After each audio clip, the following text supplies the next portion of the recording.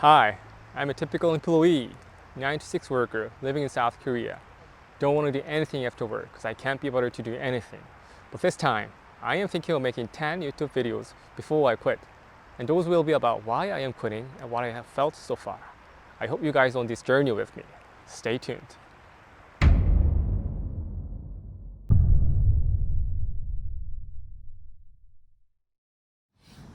I am not in great shape. I gain more weight in my belly as I age, but I'd always thought I'd live a fairly healthy life. Taking a walk, riding a bike, swimming, mountain hiking, weight training, group exercise. I try to exercise at least twice a week, and it's been years trying not to eat late night meals. I don't skip breakfast, I eat every single day. I don't smoke either. Drink? I only drink 2 to 4 times a month. Don't even drink a lot when drinking. Many of them are just a can of beer or a glass of wine. I drink a bit only when I meet up with my friends. But one day, it happened.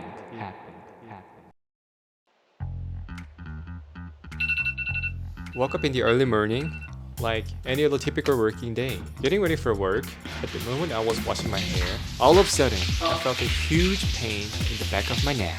Because I was washing out the shampoo, I rinsed it off real quick, and I didn't want my pillow wet, so dried my hair roughly with a towel and lay down. Things became extremely rough. I can't go to work in this condition. Oh god, I gotta finish some work by this morning. Should I get to work first and take the afternoon off? Or getting some urgent work done first and asking permission for seeing a doctor instead? After agonizing for a while, I decided to go to work, and the excuse that I could see a doctor after getting some work done. Thankfully, it was accepted, and I rushed to an orthopedics office. Got an x-ray, saw a doctor, got 6 steroid injections in the back of my neck, picked up my prescription. It was confirmed that I have cervical disc disorders and scoliosis. I also heard that calcium carbonate exists inside. In a nutshell, it's not like I should have an MRI and surgery right away. But as I get older and older, the pain will be getting worse, unlike others. And the doctor even said degeneration of neck function is fairly progressed, and asked me, didn't you notice any symptoms at all? Oh, me? Heck no. Being diagnosed with neck disc was a completely shock. It was the first time I'd ever had the neck pain. I've only heard that my text neck is severe thousands of times, but it didn't cause any pain so far. Anyway, I'm back at work, and it's not getting better at all. It was so painful that I decided to take the afternoon off, and I thought I needed some kind of neck support collar or something. So I headed to the clinic and booked a neck support collar.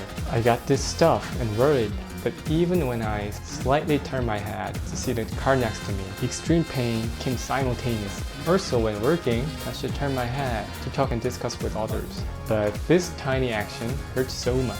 By then, the pain was killing me. Despite the big pain, as soon as I got the collar, I stopped by Daiso, which is a $1 shop in Korea, near the clinic, and bought a chocolate ball because I was starving, and enjoyed it on the way home. That was so sweet. That was so sweet. On arrival home, even just lying in bed, even just laying my head on my pillow, the pain flares up and felt worse. About a week later, there was nothing seriously inconvenient in my daily life. It's premature to celebrate that because the pain was still and started to feel some numbness in my fingers. And looking back on the days, what I feel now is humans are so fickle. I was feeling pretty good about my recovery, even though I was still away from my 100%. But I thought that was due to my youth. I am young, so that's dumb. The doc told me that degeneration of my neck is far beyond my age, people. For about 2 weeks after my injury, along with manipulation therapist, my physical therapist taught me some exercises to cure specific painful spots. I should have done it every day, but I didn't do it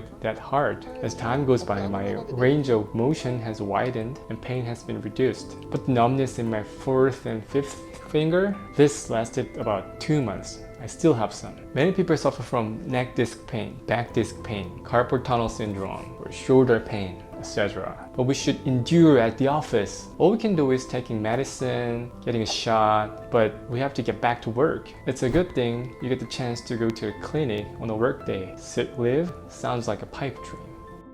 It really does exist, but not around me. It's like lottery winner or something. By the way, cancer is a great concern to me. From time to time at work, I'm pissed off several times a day. Mostly, it's getting worse if I lose my temper. It's getting more complicated, takes more time to fix, and only causes more problems. That being so, we just suppress anger. In 70% of my working hours, I treat clients and customers. But the funny thing is, the extreme stress is not coming from them, but from the atoms within. There are many kinds of toxic co-workers in our workplace. Free riders, the people who take the credit for other people's work, the people who are all up in your business, the ass kissers, and so on.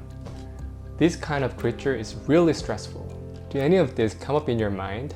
We can't say that stress itself directly causes cancer, but we all know that stress encourages the growth of cancer cells and causes metastasis of cancer. Last year, I was diagnosed with chronic gastritis, which is a chronic stomach problem. It was the first time I heard my organ is not okay. Around that time, sometimes I had sour stomach, and it was due to excess acid.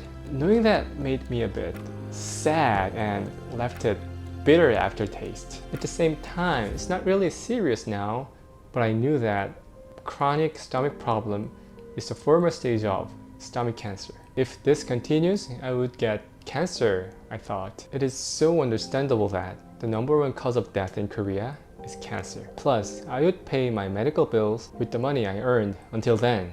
And would it be enough to cover?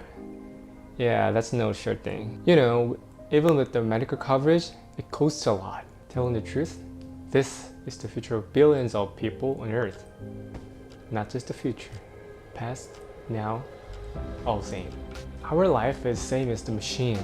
It encounters countless problems and is fixed through the whole life, but someday it'll be out of order and not be able to be repaired again. And that's when it's time to be laid in the coffin. If we earn money only to pay medical bills in the end, then what does it mean? So what does my labor mean in the office? I spend most of my time there. This might mean getting a losing coins in the game Sony the Hedgehog. We live empty-handed. You carry nothing from here. Even though your family puts something meaningful in your coffin, it's just a way of mourning. Basically, it is only good for them. They might be feeling like they're doing something for the person lying there. But in the dead body's point of view, I doubt it. This led to a question. Should I maintain my life this way? What is it like if I live another way? I was born and spent my school years from elementary to college in South Korea. My DNA is hard-coded to crack on in any circumstances. Let's say I go to travel. Being ripped off or spending more time than I expected is okay. This was due to a lack of preparation or I didn't search enough time for that.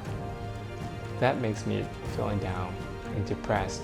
I know and I am trying to fix, but this is nearly impossible to debug. Almost everything of me, myself, is built upon this framework. No matter what I do, my Korean DNA will not gonna starve me, at least. What if I stay here as it is? Future me, perhaps behind the bookshelf, may cry out, "Make him stay, Jinsu. Don't let me live." Like in the movie Interstellar. The job I'm working on now is an okay job. I don't hate my job and I am doing good. The pay? Not bad. More than anything, when asking out, it's a way more preferable job than zero subscriber YouTuber. You guess how I am working in my workplace. I do work like a dog. Let's guess. I make it and become a sort of director level or something at work. In my opinion, yeah, I could live in a bigger house, ride a German motor, worry less about money, but that's all. As you all know, money is one of the most important things under capitalism society. But the thing is, I have to care about money. Although I accomplished many things in my career, even millionaires are concerned about running out of money for their old age. At this point, they're similar to me. I do care about money making too. while living in my parents' house. I'll be standing on my own foot soon though. Okay, let's compare those two. The left side is do what I feel more satisfied and scrape by, or make fortune with low probability, and then goes to a coffin. And the right side is bearing required stress but achieving decent life in other people's view, and then goes to a coffin.